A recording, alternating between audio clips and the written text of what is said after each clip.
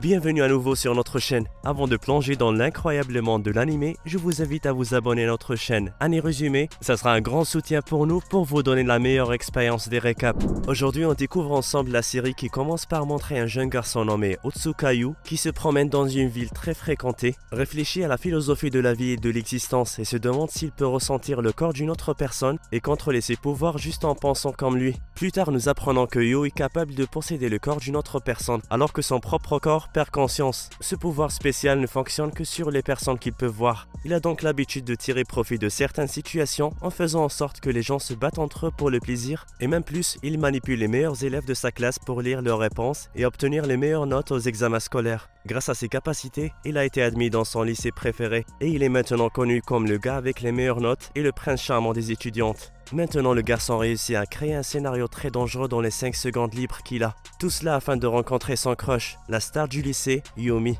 La fille est blessée, il insiste donc pour l'emmener à l'infirmerie. Après cela, Yumi l'invite à la crêperie pour le remercier de l'acte courageux qu'il a fait avec elle. Et après cela, les deux commencent à s'envoyer des messages et à se parler plus souvent, ce qui les rend à un pas de commencer une relation. Un autre jour, la fille lui envoie un message lui demandant de la rencontrer et le garçon réagit joyeusement entre ses camarades de classe. Soudain, il est informé qu'il doit se rendre au bureau du conseil des élèves pour une raison importante. Alors qu'il entre dans la salle, la présidente Omara l'informe qu'il est soupçonné d'avoir triché et que les responsables de l'école lui demandent de repasser l'examen d'entrée pour prouver son innocence. Le garçon refuse parce qu'il a triché pour de vrai et qu'il n'a aucune chance de réussir l'examen, mais la présidente l'informe qu'en quittant la salle, il sera expulsé. Yu s'assoit alors sur la chaise et tente de posséder le corps de la présidente afin de tricher. Mais étonnamment, une jeune fille appelée Tomori surgit de nulle part avec un appareil photo à la main, lui fournissant plusieurs photos et vidéos des fois où il a utilisé son super pouvoir pour posséder des gens pour son propre intérêt. Sous le choc, Yu nie tout et s'enfuit.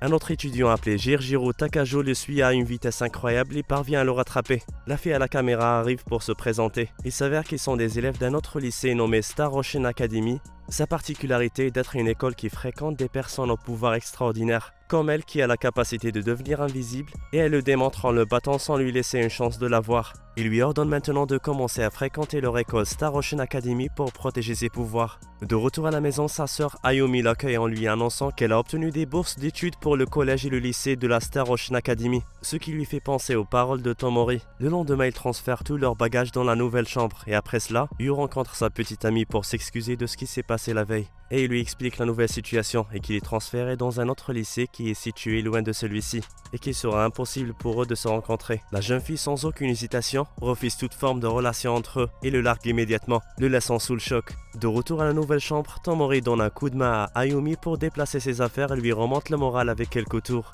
Après avoir dîné, la petite fille montre à quel point elle est excitée pour son premier jour à l'académie. Elle informe son frère que leurs écoles sont situées l'une à côté de l'autre et elle se demande s'ils peuvent y aller ensemble, mais il refuse de le faire. Plus tard, Yu a fait un rêve dans lequel lui et sa sœur étaient accompagnés par quelqu'un de plus âgé qu'eux, mais il a à peine vu son visage. Le lendemain, avant de partir à l'école, sa sœur lui remet une lunchbox qui contient la nourriture qu'il mange depuis des jours, ce qui le met en colère. À l'école, il rencontre Jojiro qui commence à lui expliquer comment l'école protège des personnes dotées des pouvoirs, car dans le passé, le gouvernement les envoyait faire des expériences et cette chose horrible est arrivée à son frère aîné. Après cela, il apprend que Tomori et Jojiro vont être ses camarades de classe. Après quelques heures, le garçon remarque que la fille n'a aucune interaction avec les autres élèves. Jojiro l'interrompt et l'accompagne au restaurant, où il utilise son super pouvoir pour leur prendre 2 sandwichs, mais cela lui cause plusieurs blessures et une fontaine de sang qui sort de sa tête. Plus tard, dans le bureau du conseil des élèves, un homme mouillé entre dans la pièce et leur indique un endroit sur la carte et les informe que quelqu'un avec la capacité de photographie psychique étudie là. Après son départ, il explique à Yu que son nom est Tekito et qu'il est un collaborateur qui localise des personnes ayant des pouvoirs et identifie leurs talents avant même de les voir. Tomori se précipite immédiatement sur les lieux et réussit à attraper la cible, un étudiant qui vend des images inappropriées réalisées grâce à sa capacité de photographie psychique afin de gagner de l'argent. Tomori lui explique que si la police l'attrape, il sera traité comme un cochon d'Inde pour que les scientifiques le dessèquent. Puis il lui reproche de prendre des photos de personnes sans leur consentement. Et pour l'éloigner, le garçon menace de prendre des photos d'elle en sous-vêtements, mais elle s'en moque. Au moment où l'étudiant pointe une flèche sur la fille, Jojiro arrive et lui sauve la vie. Plus tard, ils convainquent le garçon de se faire transférer à la Star Ocean Academy pour gagner de l'argent de la bonne manière. Le lendemain, Tomori emmène Yu en voyage pour rendre visite à son frère, qui a été emmené par les scientifiques parce qu'il a développé des pouvoirs surnaturels il y a des années. Dans le train, la jeune fille l'informe que dans le passé, elle a été admise dans une école prestigieuse et que son frère était sur le point de signer un contrat avec un groupe de musique, mais que leur mère les a tristement informés qu'ils devront aller dans une autre école pour leur propre bien. Après avoir entendu cela, son frère a réagi avec colère car elle l'a empêché de développer sa passion pour la musique. Mais l'histoire ne s'arrête pas là. Après avoir appris que son frère était capable de manipuler les ondes sonores, les scientifiques lui ont fait une série d'expériences visant à utiliser son pouvoir pour interférer avec les télécommunications ou détourner les signaux de diffusion. Après une année passée à l'écart de son frère, elle peut enfin le voir. Son frère a complètement changé. En entrant maintenant dans sa chambre, il voit Shishunu hurler et détruire la chambre. Tomori informe Yu que c'est de cette façon qu'il essaye de composer une mélodie et que ses gémissements sont la mélodie de sa chanson. Plus tard, après avoir découvert l'emplacement de l'hôpital, la jeune fille révèle que son frère est hospitalisé dans le plus bel endroit disponible gratuitement.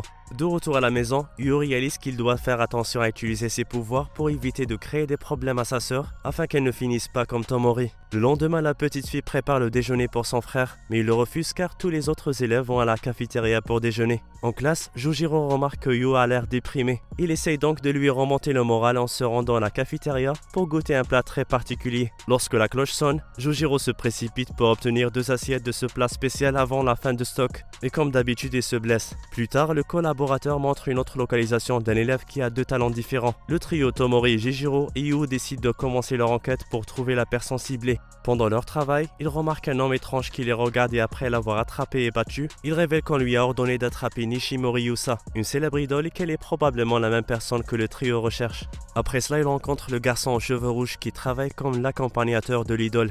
Il révèle qu'il a vu comment ils ont arrêté le premier gars, et maintenant il leur demande de prouver qu'ils veulent vraiment aider la chanteuse. Tomori montre son super pouvoir et dit qu'elle connaît les capacités extraordinaires de Yusa et elle gagne la confiance de l'accompagnateur. L'homme les croit et les amène dans un vieux club de musique pour rencontrer la fille. Là-bas, elle raconte qu'elle dort et se réveille dans des endroits différents. Et ses médecins lui ont diagnostiqué un trouble de la personnalité bipolaire, ce qui est totalement faux selon Tomori. Les amis de Yusa révèlent qu'elle agit ainsi depuis la mort de sa sœur Misa. Et parfois on dirait que la sœur décédée est celle qui possède le corps de Yusa. Et ils le confirment tous lorsque la gentille fille se transforme en dur et qu'elle montre sa pyrokinésie en brûlant l'endroit instantanément. Le trio comprend maintenant pourquoi le collaborateur a détecté 2 types de pouvoirs chez la même personne. Le premier pouvoir est la capacité à canaliser les esprits et le second est la pyrokinésie. Après un moment, Yusa explique pourquoi elle était ciblée. C'est parce qu'elle a accidentellement pris un téléphone qui appartient à un grand producteur de télévision et après avoir lu certains de ses textes, elle a découvert ses affaires imprudentes et corrompues. Maintenant, ils ne peuvent pas donner le téléphone à la police car ils seraient également arrêtés pour l'avoir volé et ils veulent faire en sorte que le producteur reste loin de Yusa. Misa, qui possède le corps de sa sœur, suggère de brûler la station de la télévision, mais Tomori a une meilleure idée. Ils font une pièce de théâtre où les hommes de Yu et de Yusa utilisent leurs pouvoirs et leurs costumes ineffigiés pour faire croire que Yusa est en train de les brûler. Le lâche producteur commence à supplier pour sa sécurité et elle lui rend son téléphone en l'avertissant de rester loin d'elle. Après qu'il soit enfui, Tomori convainc Yusa de rejoindre l'académie après qu'elle lui a expliqué le danger d'utiliser son pouvoir à l'extérieur. Un des hommes de Yusa révèle à Misa que c'est lui qui l'a tué, mais que c'était un accident et qu'il vit dans le regret depuis lors. Elle lui dit de suivre sa propre vie et d'arrêter de penser à ce qui s'est passé. Le lendemain, les élèves apprennent le transfert de Yusa dans leur académie et ils sont tous impatients de la rencontrer. Dès qu'elle est entrée et s'est présentée, tous ses camarades de classe lui font un accueil chaleureux et brouillant à la fin de la leçon. Il l'entoure et lui demande son numéro de téléphone. Après cela, Tomori s'interrompt et emmène la nouvelle fille dans le bureau du conseil des élèves, où elle lui explique leur travail qui consiste à trouver des personnes dotées de pouvoir. Soudain, le collaborateur entre dans le bureau pour annoncer la nouvelle mission à l'Académie Kanai, où se trouve également un élève qui possède la télékinésie. Par coïncidence, Tomori a enregistré une vidéo d'un étudiant appelé Harafomi Fukuyama, qui est un lanceur de baseball dans la même académie. Après avoir analysé la vidéo, il réalise que ce garçon utilise la télékinésie pour modifier la trajectoire de la balle après qu'elle a quitté sa main. Ils vont donc le rencontrer en personne et lui expliquant le danger d'utiliser son pouvoir en public. Tomori mentionne également les scientifiques et leur expérience sur de telles personnes, mais l'étudiant hésite à croire même après qu'il lui a montré leur pouvoir. La présidente du conseil des élèves organise un match de baseball entre les 2 équipes de baseball des 2 académies, en stipulant que si son équipe gagne, Harafomi arrêtera d'utiliser son pouvoir. Les 4 étudiants rejoignent leur équipe de baseball afin d'utiliser leur super pouvoir pour vaincre leur adversaire. Après 8 manches, les deux équipes ont le même score et le match se poursuit. Cependant, après tant d'efforts, à la fin du match, l'Académie de Tomori bat Kanai par un score de parité. Les règles sont les règles et le perdant doit s'abstenir d'utiliser son pouvoir à partir de maintenant dans tous ses matchs. Arafumi explique qu'il a utilisé son pouvoir pendant tout ce temps pour aider leur équipe à jouer sous les projecteurs. Il avait confiance en son ami Takuto, le receveur, et il a vu son incroyable talent, donc il voulait que le monde entier le voie jouer. Tomori a convaincu le garçon de ne pas utiliser ses pouvoirs pour tricher et de soutenir son meilleur ami depuis la bande de touche. À la fin de la journée, Yu souhaite trouver un meilleur plat sur les tables du dîner, mais tous les souhaits ne se réalisent pas et le dîner est cette fois-ci basé sur la même sauce rouge.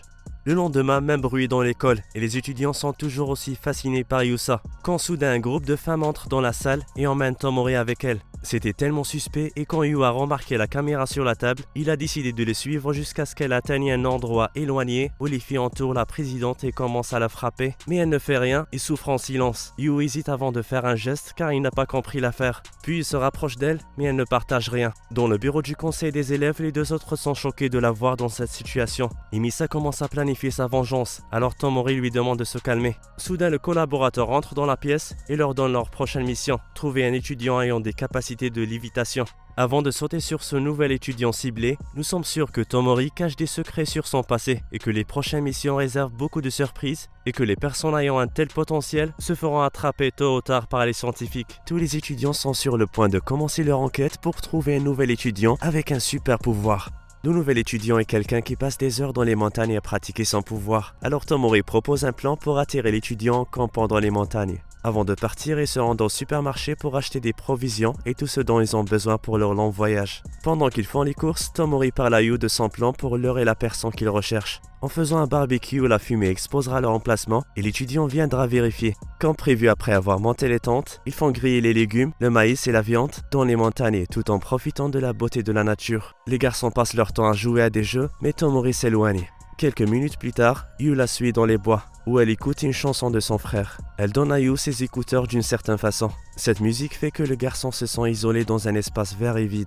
À ce moment-là, la jeune fille révèle qu'elle l'écoute pour rester en contact avec son frère. Ensuite, elle lui offre son lecteur de musique en lui assurant qu'elle peut s'en payer un autre. Le lendemain matin, le groupe continue à faire du bruit dans la rivière pour attirer l'étudiant, mais rien ne se passe. Le soir, Jojiro dit à Yu que le pouvoir qu'ils ont disparaît généralement après 2 ans. Il doit donc pendant cette courte période renforcer son pouvoir. Le matin suivant, il semble que l'odeur du maïs grillé a attiré un invité chez eux, Sadu, le garçon qui a été surpris en train de s'entraîner à voler. Il ne semble pas très amical et ordonne aux enfants de partir. Mais Tomori l'attrape dans son piège et alors qu'il vole et qu'il essaye de s'enfuir, Yu s'empare de son corps et le fait tomber au sol. Alors qu'il ouvre les yeux en douleur, il voit les 4 enfants le regarder. Il lui explique la situation d'utiliser leur pouvoir en public. Alors le garçon jure de ne plus utiliser ses capacités. De retour à la maison, Yu est surpris car finalement sa sœur n'a pas cuisiné un autre plat à base de sauce rouge de pizza. Il lui a fallu 5 épisodes complets pour manger quelque chose de chaud et de délicieux. Honnêtement, j'aimerais pas être à sa place. Cependant, cette joie prend fin lorsque le garçon remarque que Ayumi est malade. Le lendemain matin, la petite fille se remet encore de sa maladie et son frère lui conseille de rester au lit et de ne pas s'inquiéter pour l'école. Plus tard, le collaborateur les informe de l'existence d'un étudiant avec une capacité effondrée qui, par coïncidence, vit dans le même appartement que Yu. Après quelques minutes de réflexion, ils finissent par croire que c'est Ayumi qui est malade et absente et décident donc de lui rendre visite. Yu profite de la situation et emmène Yusa avec eux, car sa sœur est une grande fan d'elle. Il s'assure que Jojiro reste à l'écart, car son obsession pour la chanteuse va tout gâcher. Plus tard, Ayumi est surprise et ravie de voir Yusa. Le trio passe un peu de temps avec la petite fille pour qu'elle se sente mieux, mais tout ce qu'ils obtiennent de cette visite est qu'elle a fait un cauchemar plus tôt dans la journée. Dehors, Tomori demande à Yu de connaître plus de détails sur le cauchemar car cela peut mener à une conclusion claire. Lorsqu'il interroge à ce sujet, elle révèle qu'elle se souvient seulement de la façon dont les choses s'effondraient et rien d'autre. Le lendemain, Yu conseille à sa sœur de prendre un autre jour de congé pour que son corps puisse se reposer. Cependant, après son départ, elle ignore l'avertissement de son frère et elle va à l'école. Tomori a appris cette information et a réprimandé Yu pour son imprudence, mais il lui a révélé qu'il avait dit aux gardes de ne pas la laisser sortir. Pendant ce temps, un ami appelé Oikawa aborde Ayumi à l'école et lui propose de l'emmener dans un magasin de bonbons pour fêter sa guérison. Mais elle refuse et quand la situation commence à devenir gênante, Nomo, son ami, arrive et l'arrête pour laisser Ayumi aller en classe. En chemin, elle rencontre sa camarade de classe qui lui montre de manière choquante ses intentions meurtrières. Une lame à la main en prétendant que Ayumi lui a pris son partenaire. La petite fille court pour sauver sa vie, mais lorsqu'elle arrive dans un impasse, ses pouvoirs se réveillent inconsciemment et le bâtiment entier s'effondre. Le conseil des élèves arrive sur les lieux et Yu se précipite désespérément pour sauver sa princesse. Après un certain temps, Yu ouvre les yeux à l'hôpital et demande instantanément au médecin l'état de sa sœur et la réponse a été un choc. La petite fille Ayumi n'a pas pu s'en sortir et elle est décédée.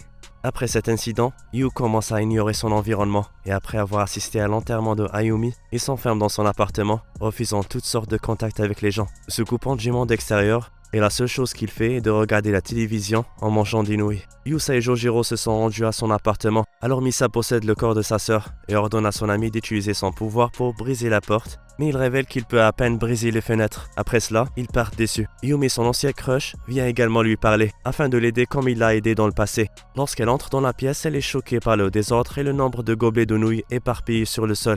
Elle essaye de le faire sortir de sa chambre, mais il refuse et lui demande de partir. La jeune fille essaye de lui expliquer que ce n'est pas bon pour sa santé mentale de rester enfermé comme ça. Mais il est très clair et lui demande avec colère de le laisser tranquille. Après cela, les agents de gouvernement viennent à l'appartement, mais Yu évite de les rencontrer. Il utilise son pouvoir pour s'enfuir en ville. Il va le plus loin possible pour que le collaborateur ne puisse pas le détecter. Ensuite, il choisit un café manga où il peut vivre sa dépression tranquillement, manger les mêmes choses et faire les mêmes choses encore et encore. Après un certain temps, le garçon a développé une certaine attitude agressive et commence à frapper les gens et à créer des problèmes dans les rues. Un jour, il trouve de la drogue et décide d'essayer pour la première fois, mais il est arrêté soudainement par Tomori, qui le choque une fois de plus après avoir révélé qu'elle l'a observé tout le temps, en utilisant sa capacité, et maintenant elle lui dit qu'elle arrêtera de le suivre s'il prend une seule bouchée du plat qu'elle va préparer. Elle l'emmène chez elle et lui prépare la même omelette au riz que Ayumi avait l'habitude de préparer. Yu prend la première bouchée et se rend compte que le goût est le même. Tomori révèle alors qu'elle a trouvé la recette dans les journaux intimes de sa mère. Après une discussion pleine d'émotions, le garçon décide de retourner à l'école et de redevenir membre du conseil des élèves. Le lendemain matin, Yu dit au revoir à la photo de sa sœur avant de partir à l'école. Comme prévu, ses amis l'accueillent très chaleureusement, tandis que le reste de ses camarades de classe sont jaloux de lui après avoir vu comment Yusa le traite gentiment et elle lui offre un sort magique pour qu'il se sente bien. Yusa révèle ensuite à sa classe que sa nouvelle chanson va bientôt sortir. Jojiro décide d'accueillir son ami d'une manière délicieuse. Il se précipite donc à la cafétéria pour obtenir 2 assiettes du plat limité. Pendant qu'il mange, ils reçoivent un appel du président du conseil des élèves. Alors qu'il arrive au bureau, Tomori révèle qu'elle les a tous réunis pour regarder le nouveau clip de Yusa. Après la fin de la vidéo, ils lui donnent tous une bonne note. Ensuite, la présidente montre 2 billets du groupe de post-rock nommé Zaind, un de ses groupes préférés, et elle invite une seule personne pour l'accompagner. Seul Yu accepte d'y aller. Sur le chemin du retour, le garçon voit une femme aveugle nommée Salashan. Lorsqu'elle marche à ses côtés, il ressent la même chose que lorsqu'il a entendu la chanson dans les bois. Soudain, la femme lui demande où elle peut trouver de la nourriture. Yu l'emmène dans un restaurant où le serveur reconnaît son visage. Elle s'avère être la chanteuse principale de Zaind. Il lui demande un autographe. Après cela, ils sortent d'une certaine manière. Sala peut sentir la tristesse dans les mots de Yu. Elle lui demande donc de partager avec elle et il accepte. Après lui avoir tout raconté, il se rend dans la tombe d'Ayumi et il prie pour elle. Puis il l'amène à son appartement où il veut qu'elle rencontre le président du conseil des étudiants, car il sait qu'elle est un grand fan de leur groupe. Mais après l'avoir appelé, Tomori lui refuse cette chance. Yu s'excuse et accompagne Sala chez elle.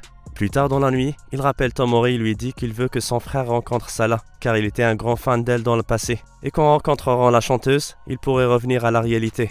En arrivant à l'hôpital, il voit Kazuki dans la même situation, hurlant et déchirant un oreiller. Sans crainte, Sala s'approche et commence à chanter. Kazuki se calme et retrouve miraculeusement certains de ses souvenirs, comme le nom de sa sœur. Le lendemain matin, Yu se souvient du concert et essaye donc des différentes tenues et se demande pourquoi il est si préoccupé par ses vêtements. Et finalement, il se contente d'une simple tenue. Puis il va retrouver Tomori qui est également très belle. Sur le chemin, elle lui dit qu'elle veut acheter un accessoire high-tech pour smartphone dans la zone des marchandises. Mais il doit faire la queue après l'avoir acheté et se rendre dans la zone de concert où Sala chante. Yu commence à ressentir quelque chose d'étrange, mais il l'ignore. Mais lorsque la chanteuse principale commence à jouer sa nouvelle chanson Trigger, qui semble si familière à Yu, comme s'il l'avait déjà entendue, soudain il crie et s'effondre avant de faire l'expérience d'une vie différente avec un monde parallèle où sa sœur Ayumi est toujours en vie. Il semble qu'il soit ainsi que d'autres personnes ayant des capacités. Détenus dans un laboratoire de recherche et les scientifiques font leur expérience sur eux, en commençant par un régime strict. Yu dit à Ayumi que leur frère est enfermé à cause de sa capacité de voyager dans le temps. Il révèle également que sa véritable capacité n'est pas seulement de posséder les gens, mais aussi de voler leurs capacités. Après un moment, Komogami, le collaborateur, révèle qu'il a découvert quelqu'un qui est doté de télépathie. Il élabore donc un plan pour que Yu sauve son grand frère Shunsuke. Pendant ce temps, dans une autre pièce, les amis de Shunsuke, Madoki, Mayadomari et Shishino déjeunent ensemble, en se demandant si Yu sera capable de libérer son frère. Ayumi est alors prise par les gardes et Yu n'a pas pu les empêcher de l'emmener. Alors qu'il se réveille, il se rend compte que la capacité de sa sœur a s'effondré à cause des gros dégâts au bloc D, et qu'ils sont tous arrêtés. Soudain, un scientifique lui ouvre la porte. Il lui dit qu'en raison de dangereux pouvoirs d'Ayumi, elle a été placée sous contrainte tout comme son grand frère. Alors maintenant il se précipite pour sauver son frère comme le plan le dit. Il commence par prendre la capacité de télépathie pour communiquer avec les autres tous en échappant aux gardes. La sécurité a lancé un gaz empoisonné, alors Shishino dit à Yu de prendre sa capacité à voyager à travers les murs. En faisant cela, Shishino se fait tuer par les gardes pendant que son ami avance. Yu n'a mis que quelques secondes pour retrouver son frère et le secourir, qui utilise alors sa capacité à voyager dans le temps et les envoie dans le passé. Yu, en état de choc, se réveille à l'hôpital avec Tomori à ses côtés. Il est confus si c'était un rêve ou une réalité, mais Komagami entre dans la chambre pour confirmer que tout ce qu'il a vu était réel. Et maintenant il l'amène dans un laboratoire pour étudier les pouvoirs surnaturels où il rencontre son frère pour la première fois. Tomori révèle qu'elle le connaissait auparavant et que c'est lui qui l'a sauvé de la dépression après ce qui est arrivé à son frère. Et maintenant il est sur le point de tout leur dire et peut-être qu'il va changer leur façon de voir la vie. Il les amène à la première fois où il a découvert son pouvoir. Après avoir utilisé son pouvoir de voyage dans le temps, il se réveille dans sa chambre sans être sûr de la dette. Alors il demande à ses deux petits frères et se rend compte qu'il faudra 3 ans à partir de l'heure actuelle avant qu'il ne soit capturé. Shunsuke rencontre son ami Komagami qui avait déjà réuni un petit groupe de personnes dotées de pouvoir. Il va donc les rencontrer. Shunsiku, Medoki et Miyadomari. Le groupe ne croit pas à sa capacité à voyager dans le temps, mais il leur révèle tous leurs pouvoirs avec leurs inconvénients, ce qui prouve qu'il ne ment pas. Il leur explique alors le projet de rassembler toutes les personnes dotées de pouvoir et de les protéger les unes et les autres. Il commence alors à construire une société pour les personnes dotées de pouvoir.